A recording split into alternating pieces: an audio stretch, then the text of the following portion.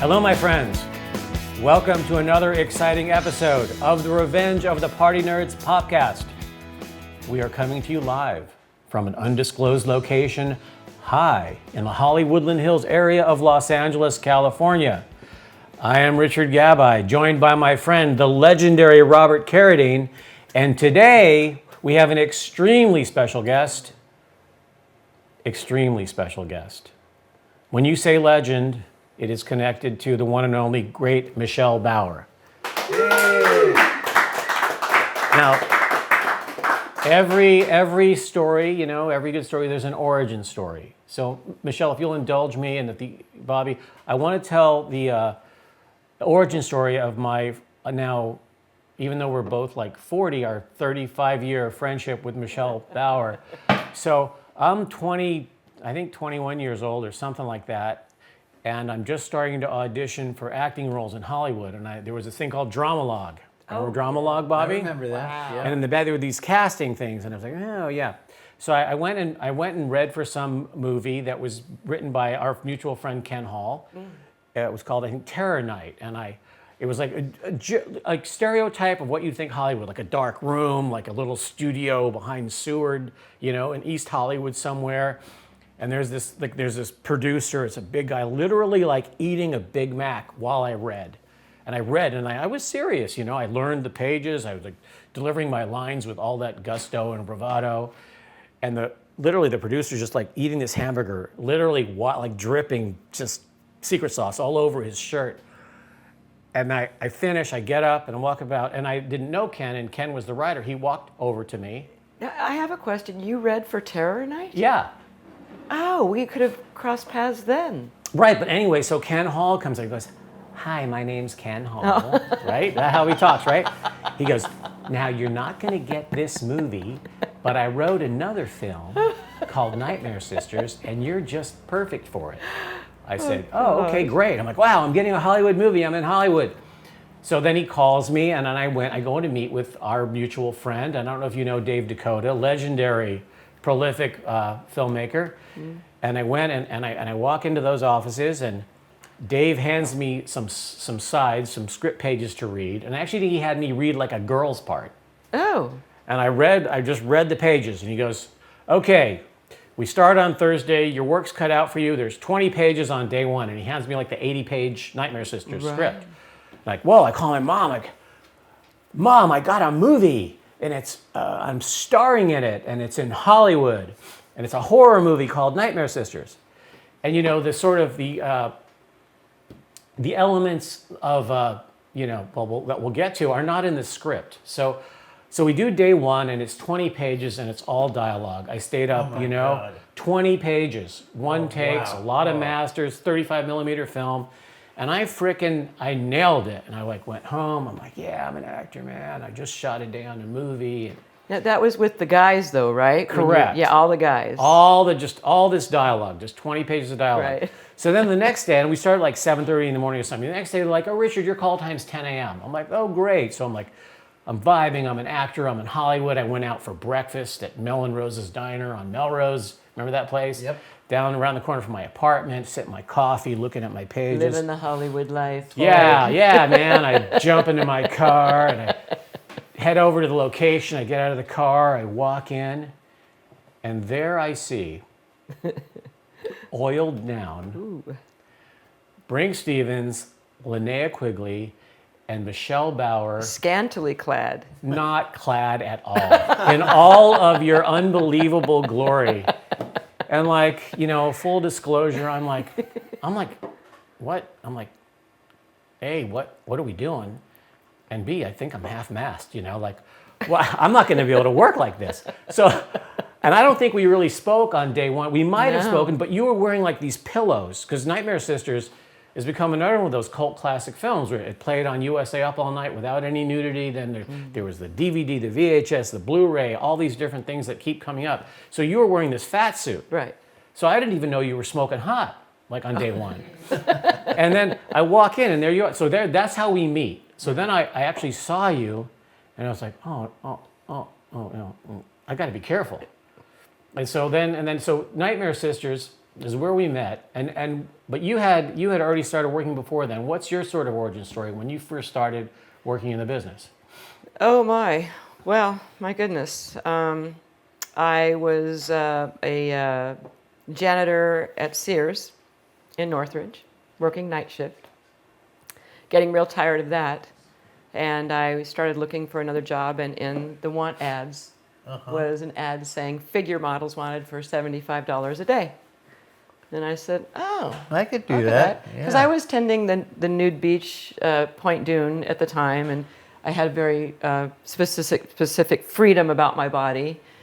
And so it was not a problem for me when I went in for the interview. And of course, you know, you had to be naked, and they take a look at you, and they started using me for figure modeling, which was nude modeling for magazines and things. That was Spectrum Talent. And then from there, it just, I guess my personality kind of, I befriended a lot of people along the way, and then I started working, doing videos, mud wrestling, and then the agent I was with at the time just recommended that I could do some film, just, hey, try it, and I did.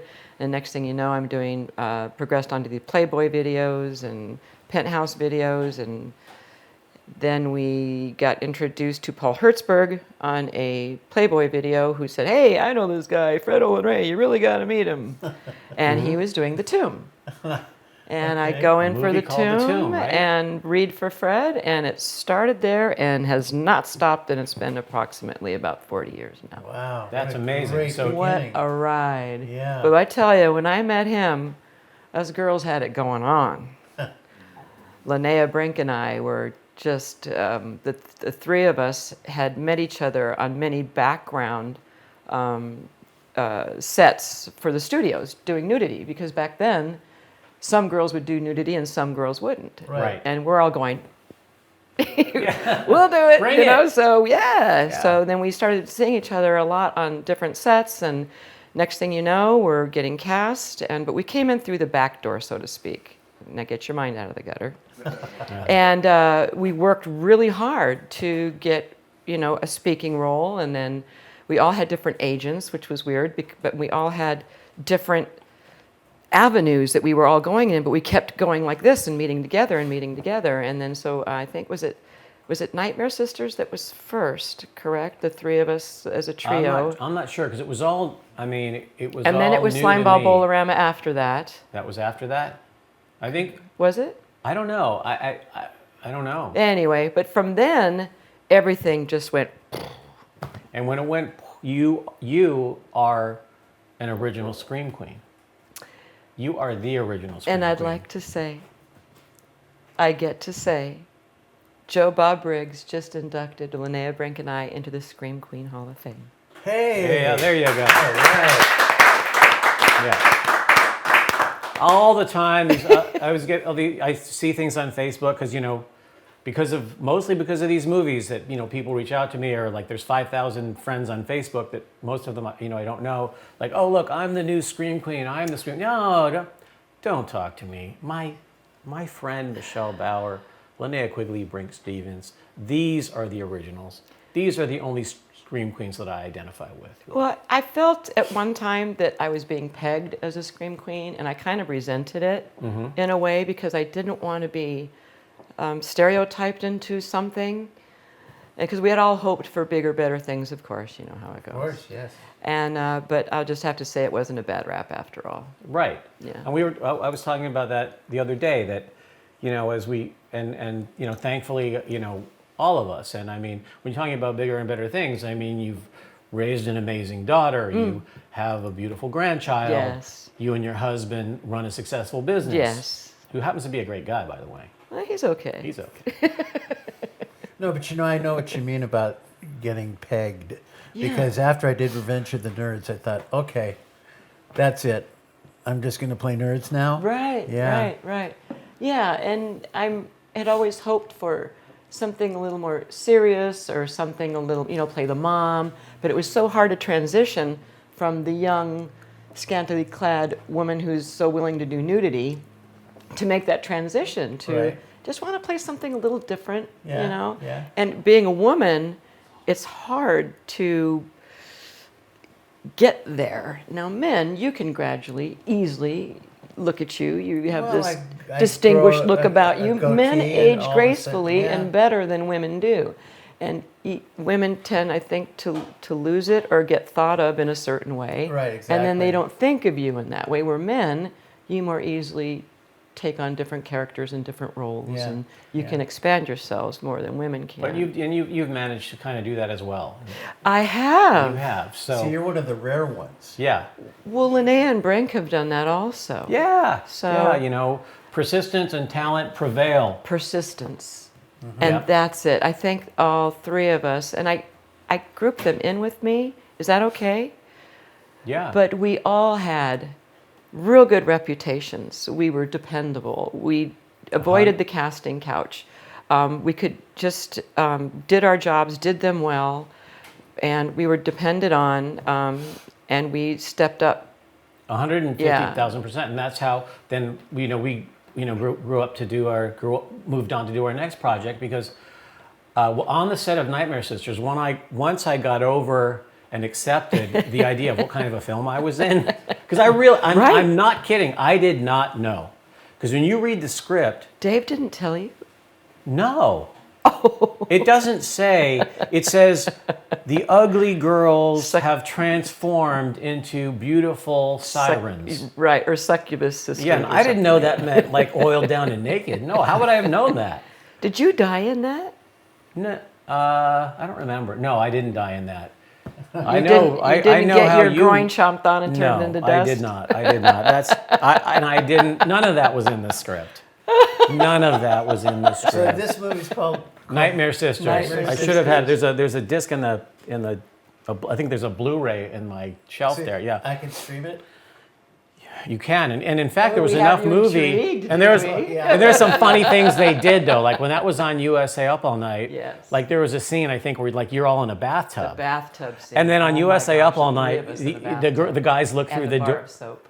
On Okay, USA Up All Night. I don't know if you remember Rhonda Shear's show, USA Up All Night, Yeah. where all of our movies played, and she's a great friend of mine.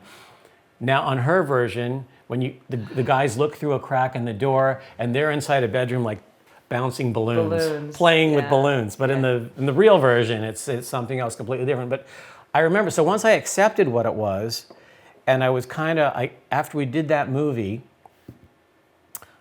Dave hired me, asked me if I thought I could write a script, and I had never written a script. Well, that's incredible. So he must have really seen something in you to ask you something like that. He must have. Well, you don't just ask anybody. to No, write a he was. script. Dave was a huge positive influence in my life, my career. Yeah. But he did. So he said, "Oh, do you think you could write a script?" And you know, when you're that age and you're like Hollywood, you say yes. You know, so yeah, of Yeah. course I can. Yes, I He goes, can "Well, do I need a anything." script." It was like a Monday. He goes, "I need a script by it was like a Tuesday." He goes, "I need a script by next Monday, and this what needs to be in it." And it was man. typewriter days. What was it? So I wrote Deadly Embrace. You did. Correct. So I wrote a serious script Right. called Deadly Embrace. And first, I remember like yesterday, I had lunch with Dave at this place called Stefano's of Italy. Do you remember that place, Stefano's? Like a lunch special. I was like, "Oh, I'm having lunch with my producer." And I went home with my typewriter and I wrote this kind of serious thriller script. It wasn't great and it wasn't terrible. I was like, you know. And that's a whole nother story with Jan Michael Vincent. and- Right. yeah. Yeah. You know what, this happened. I'm telling this story. So we're making that's a 5-day movie. And again, Dave sort of did his own rewrite. I had written like 80 pages and he used like 50 of the pages. And then he sort of filled the interstitial areas with content of an erotic nature back when like TNA movies, you know, not at all pornographic, but you know, just Skinamax, right? Whatever that. But you're talking 4 and 5 days. Right. I So mean, anyway, that's crazy. so Jan Michael Vincent was fresh off of Airwolf. You're in Deadly Embrace. You were in the reshoots because his roomie wasn't long enough. Yes, I was added in later. Anyway, so Jan Michael Vincent, like the manager, of blessed memory because he did pass away. They literally picked him up from Betty Ford and brought him to the set, and he's in the movie, and he was great, by the way. Yes. You know, these movie star actors, they got it, you know, and he was great. There was another person in the film, and wasn't really getting the lines right, and it was a little over the top in a scene with him. And I was there with Dave on the set, and Jan goes to Dave. He goes, Dave, where did you find this girl? And Dave said, oh, Jan, I'm doing a favor for a friend. And Jan goes, some friend. Who was it? But anyway, the punchline is, the punchline is, I said to Dave on the set of Nightmare Sisters, how much did this movie cost? And he told me $40,000. So with my business brand, I just said to myself, okay, I've already written a script on a typewriter, and if I raise $40,000, I can make my own movie. And I had met you and Linnea, and I had been inspired by Bobby's great film, Revenge of the Nerds, and I wrote Assault of the Party Nerds on a typewriter in like 3 days. And the result was kind of this. Let's show the Party Nerds. We have a clip of the trailer. The Party Nerds trailer, I don't think we show, but there's a clip of Michelle. There's a good. Look at that. How is that? How adorable were you two back then? And, My goodness. And then I should have set up the clip. You had just, dumped your boyfriends, and so you're going to a party to meet the nerds, the Party Nerds. The Party Nerds. The Party Nerds. And that was my friend Jamie James and the King Bees. He loaned me the track for that. I forgot what a great little song was in the background there, because the rest of this. Did you score your music for Well, the that rest too? of almost every other song was the Czechs. We were playing rock and roll all over the Sunset Strip back in those days. So now I want what's the candid review? Do you remember coming on the set of Party Nerds when we were working together with the legend Troy Donahue and all the other? Do I remember it? Yeah. Anything specific? No, I mean, like, you come to work. I'm directing my first movie. Did it look like I knew what I was doing? Yes. All right. You've always had that persona about you. Well, look at him now. I mean, I know. He has developed this whole interviewer personality that I never knew he had. I mean, you're really good at this, man. But not only that, it wasn't till years later that I even knew that he had this band. And he just kept it under wraps. He didn't speak of himself, and he didn't, he was very modest, very humble about all these multi-talented things he's capable of. And then wasn't it just how long ago did you send me this stuff on Spotify or whatever? You said, Michelle, I'm on all this, and he gives me all the music, and I'm going, get out of here. But you came to some shows, didn't you? I did. Yeah, you came. Once you told me. Yeah, Yeah. but I don't know. You I'm done rock. with that. I'm going to toot my own horn every day, all day long now. But you rock. Thank you so Yeah. much. So, but as the original and expert scream queen, do you think you could possibly, because Bobby's famous for the laugh, could you teach us how to scream? Okay, really? How is the sound ready for that? They're ready. We're ready. Are you ready? Yeah. Well, you just imagine yourself getting chainsawed or beheaded or your heart being ripped out, and you go, Oh, God. See, it's a skill. It's an art. That's not something you can just do. No. it's come on, not. you try. I'm not trying that. Yeah. No. Come on. No. Give it a go. Give it I'm a whirl. sorry. Rich, come on. I'm game. Okay. I'm a player. All right. Okay, so I'm pretending I'm being beheaded, No, here we got it. chainsawed. You have a succubus sister, Right. so hot, and you're Oh. in with her, and you're naked, she's naked. Oh, no. And then she's Whoa. right down here, Whew. and you look Whoa. up, and she's got these big, huge teeth, gaping no. teeth, and she, I can't take it anymore. No. Yeah. come on, I gotta check if everything's okay. give it a go. Oh, that was great! Wow, that was a sleeper for sure. Holy moly. Have you died before? Not like that. It was more like. Yeah. Oh, wow. That was Hey, good. Hey, I just You remember. have to kill him. I will. Oh, Well, you he will. might kill me later. I don't know, depending on how things go for the rest of the. Yeah, we'll see how the day turns out. Hey, I think, can we tell the fans out there in the world the super secret inside information that I learned so much later after we shot Assault of the Party Nerds? Do you remember what it was? Dun, dun, dun, dun, dun, dun, dun, dun. Was it that I was pregnant? Yeah. How old is your daughter? 36. Yeah. All right. So on the set, so there were two McClellans in Assault of the Party Nerds. Yeah, I was like, we found out whatever you told me. It was like years later. I heard that. Yeah. I was pregnant. And so then we stayed in touch, right? And then I was making this other movie Right. called Virgin High. Yes. And I called you up, and little did I Yes. know that what you told me some stuff about that before. Well, yeah, I had a baby, and I'm breastfeeding, and now I realize these actually have a purpose. beyond making a living. Yeah.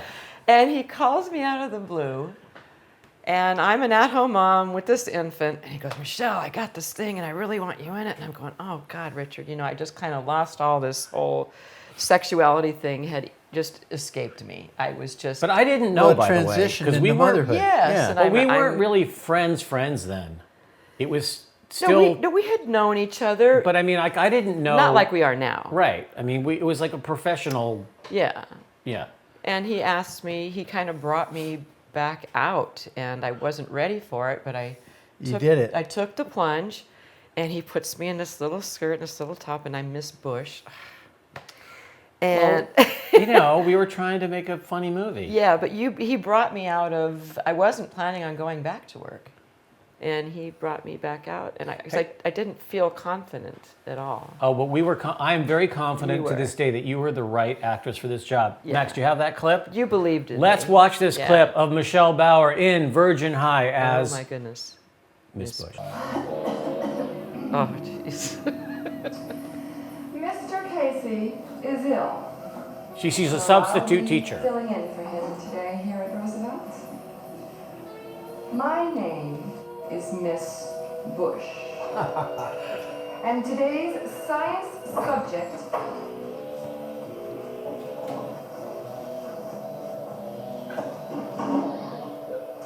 is sex education. Okay. Sex. What is it? And what can it do for you? Well, at the end of class, we'll have a little demonstration. But first, let's discuss the basics.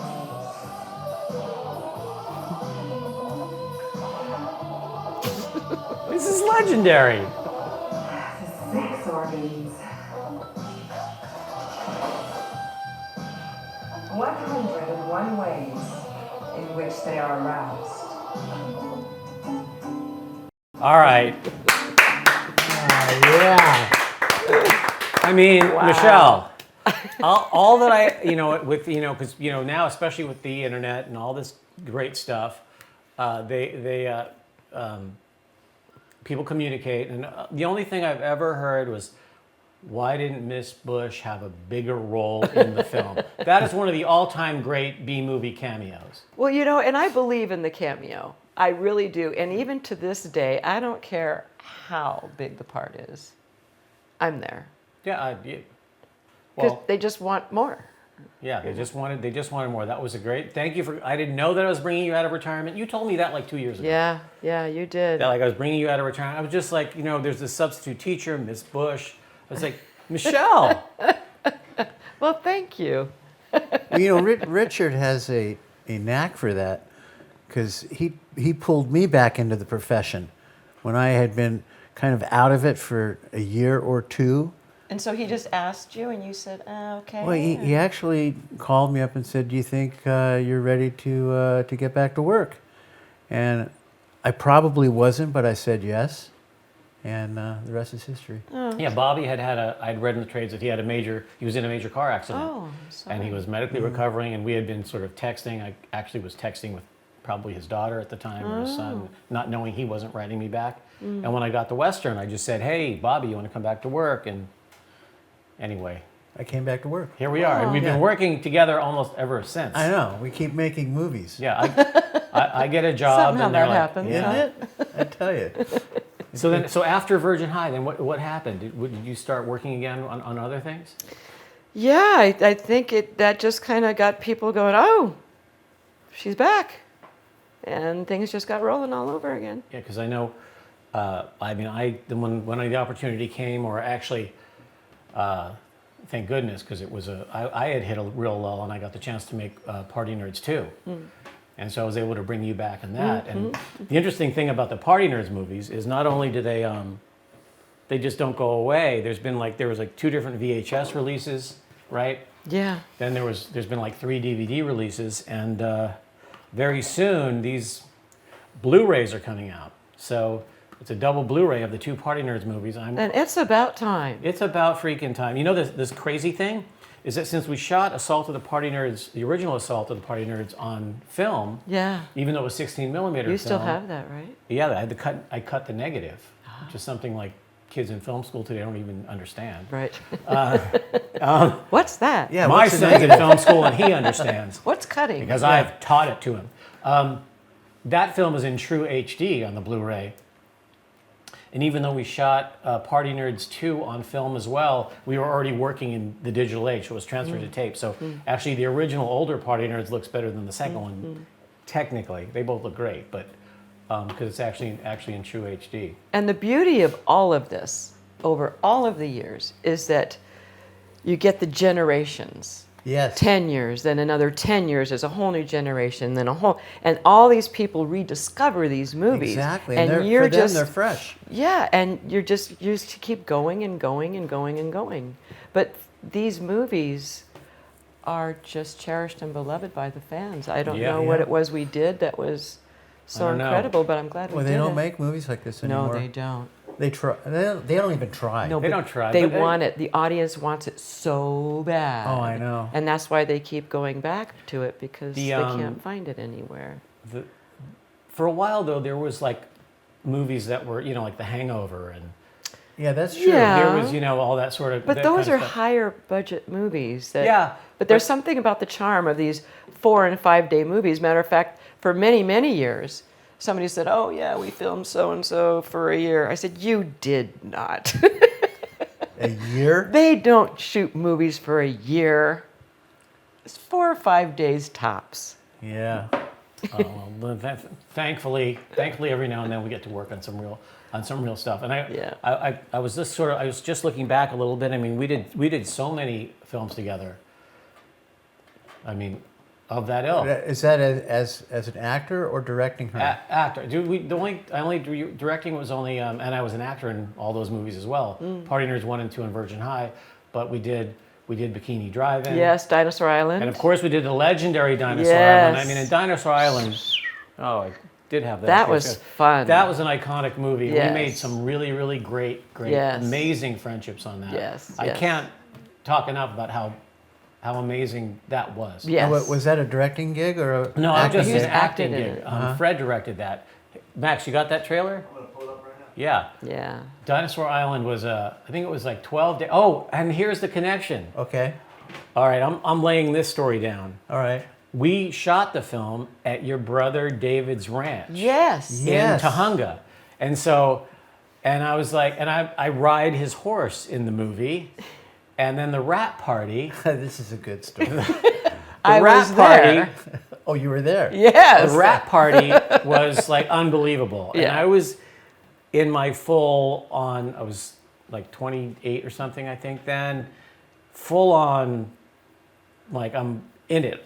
I'm in Hollywood and I'm in it and and David kind of would come by every now and then when we're filming. Yes, whatever. I got a picture with And- your and beloved then- brother. Oh, that's Yes, he was so great. kind. So we're at the rap party, and I don't know how much of the set gossip you know, but you can say whatever you want. But I read it on the bathroom wall, and that's all I know.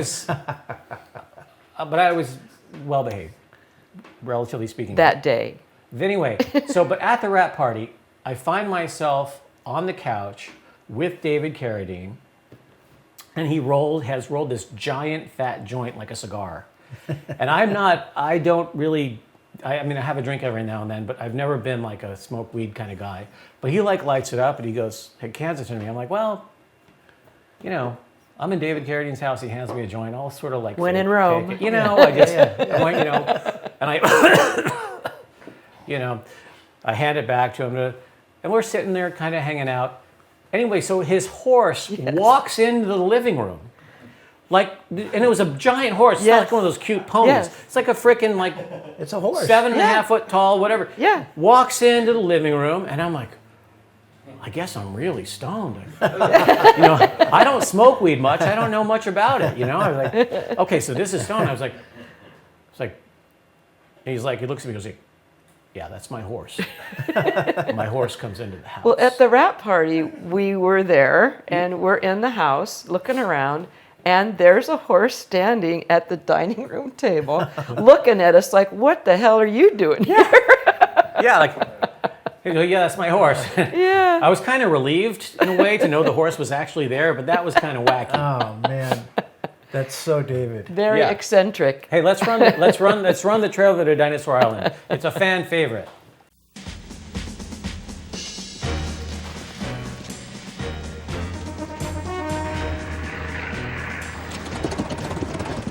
The soldiers on this transport mission are about to have an experience beyond their imagination. When they come across an uncharted island Please, God, let it be Club Med. inhabited by exotic women. Check out the Hooters on those bays. For these men, it's a dream come true.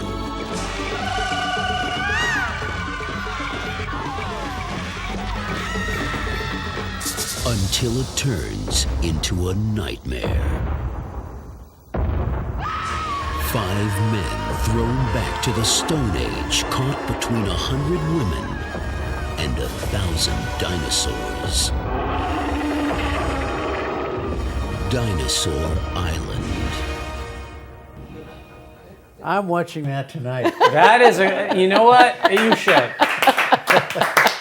What's really kind of heartbreaking is how many of the people we've lost. Well, we've Petey lost Spellos, Ross Ross Hagen, Hagen, Steve. Barquette, and Nikki Fritz. Nikki Fritz. Yeah. And Nikki, what an amazing, and she was a real scream queen too, and she really found herself later on as a Yeah, when we were on, she was on Dinosaur Island, and that was one of her first movies. right. And I said to Fred, I said, you've got to do something with her. She is just fantastic, blah, blah, blah.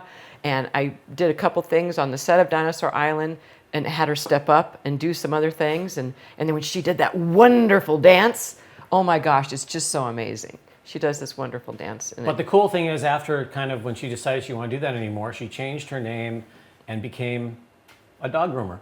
yes. And we saw her once a month taking care of our puppy She dog. did a lot of Fred's Sage. movies too. Did a lot Yeah. of Fred Did movies. you direct that? No. No. And I played a virgin. Well, typecast. I thought I was going to get struck by lightning at any time. It could happen. We're okay here though, right? Yeah, I think so. Okay. Well, we're in an undisclosed location That's high right. in the We're in the Bat Cave. Yeah, high in the Hollywood Hills. We are. We're not high, I don't think. Well, not yet. But Dinosaur Island was an amazing experience, and it was also kind of interesting about our business, is that we did that. I was in the Screen Actors Guild already, but that was a non-SAG movie, non-union movie. But he paid we were paid pretty well. Yeah. It was like, I think it was like 12 days, and I got like $300 a day in 1993 when my rent was maybe $400 or $500. So like $3,600 I could live with for 5 months. So this is Fred, right? Fred, yeah. Oh, And- him and Jim Wynorski Yeah. co-directed that. And Oh, okay. Anyway, so they're like, oh, we'll just say we shot the movie in Mexico. Nobody will get in any trouble. Who with this." directed your love scene? Oh, I don't Jim want to talk Wynorski? about that. Oh, Unfortunately, it you was Jim must talk Wynorski. about it. I put you on the Richard spot, has a you love put me- scene. Anyway, I'm lying on my back, literally a roll in the hay, right? Literally like hay on the ground. And why I didn't say no, that won't work. And who was your love scene with? Antonia? You know all these answers. Why are you in? She's trying to draw it out of you. All right, so See how modest and humble he is? anyway, but it's literally a roll in the hay. And like, I should have said no. I should have said that won't work. Not that I won't. I mean, what these scenes are in these movies. It is Antonia what- was hot. Yeah. But not as hot as Drew. Griffin Drew. Do we not want to talk about her either? No, Griffin Drew was a lovely young lady. He was a man whore. Okay. Okay. Anyway. Moving on. Anyway, Richard, we got to Griffin talk. Drew was a He's very attractive speechless. young lady. Anyway, and Antonio. Anyway, so but the punchline is what's extra funny about the love scene, other than its standard Jim Wynorski, where she's just like on top of me for like ever. The whole time. grinding and grinding. Right. Other than that, I'm allergic to everything, like grass and pollen and all that stuff. And after sitting there for shooting that scene for 20 minutes, I get up and there's freaking hives on my back. God. It's like, oh, what a nightmare. But anyway, it was a great time. Occupational hazard. I was talking about something highfalutin, and then now we got back to the real stuff. So thank you for bringing me back. But the punchline is, those of us that were in the union got busted by the Screen Actors Guild for doing the movie. And ironically, that same year, Steven Spielberg shot Schindler's List non-SAG. Well, he's, Because there wasn't Global Rule 1 yet. Right. So they didn't believe us that we shot the movie in Mexico, probably because Vasquez rocks are pretty identifiable. right. You know? Yeah. And So- maybe even the Carradine property. Yeah, and then where We David shot Carradine's on the place, property and too, I besides, guess it was yeah. kind of, But anyway, it was kind of ironic that Liam Neeson could do a non-SAG film and be fine, but if Richard freaking Gabai wants to pay his rent, let's bust him. Yeah. And I was actually, they used to make you go to a meeting slap your wrist, you'll never Oh do this yeah, again. Linnea Brink and I all got called in. Yeah, and I'm at the meeting, and who was at the meeting also was Troy Donahue. Wow. Who, those that don't know, was a huge movie star in the 60s and had done Party Nerds, and I guess he continued to do non-union movies because, people need to continue to eat. But Well, I know when I worked with Eric Estrada, and he went financial core. And then that's when I said, okay, you could still keep your SAG, but you could work non-union. You gave up a lot of your rights and stuff like that. And You then gave up your right to a lot vote. of people followed suit on that. You can't vote. I mean, Right. you can't vote in those for those bad union yeah. contracts that keep getting passed. But anyway, it was a great golden age of movies. I mean, we were making movies back to back to back to back to back, and mostly it hasn't stopped. No, it hasn't. Is that such a big deal anymore, union and non-union, as it used to be, or no? I guess it depends who you ask. Yeah. Oh, But No comment. it depends how much. Is it a big deal? Well, it depends what it pays, or right. whatever. But I think it's great to keep making films. And the good news is we're all still working, and you still look incredible. oh, you're so sweet. What do you want? Well, it's funny you should ask. You can sidebar later. You're funny. Every now and then. This has been an absolute blast, Michelle. Thank you so much for Yes, coming it's in. been fun. You are the greatest. You are the thank legend. you. You are an iconic star of cinema. Oh, You you're, are. You're wonderful to say. You so. are. Thank you. And I'm going to watch your movies. Oh, you should. I want to see them. Yeah. The movies. No, when we did the Joe Bob induction, and they had reels or segments of each girl and synopsis of all the movies that they had done, and you see Linnea's, and she goes on and gets her award in all of her movies, and then there's Brink, and she gets her award in all of her movies, and then there's me, and they do all of my movies, and when they were all done, I just went, I was a bit of a slut.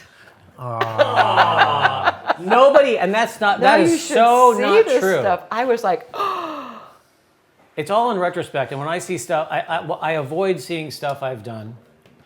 But at me the end of too. the day, it's And when all it's it's in all your different. face, it's it's all like, different. ah. I mean, we did things we wouldn't do now, but we're not 20, Yeah. And the business has changed so much. There Right. wasn't the internet. There wasn't all these things. It was a different thing, and we were all we were entertaining we people. were having a blast. Entertaining people around the globe, Yes. right? I'm so excited to see your films. You they have were- reason. You have reason to be excited. They were all in good fun. Right. So thank you so much, my friends. This has been, I think, one of the most thrilling episodes of the Revenge of the Party Nerds podcast. And we will see you all again real soon from an undisclosed location high in the Hollywoodland Hills. Thank you, Michelle. Thank you, Richard. I actually had him speechless there, didn't I? Yeah. He was speechless. I was totally a man whore on Dinosaur Island. He was.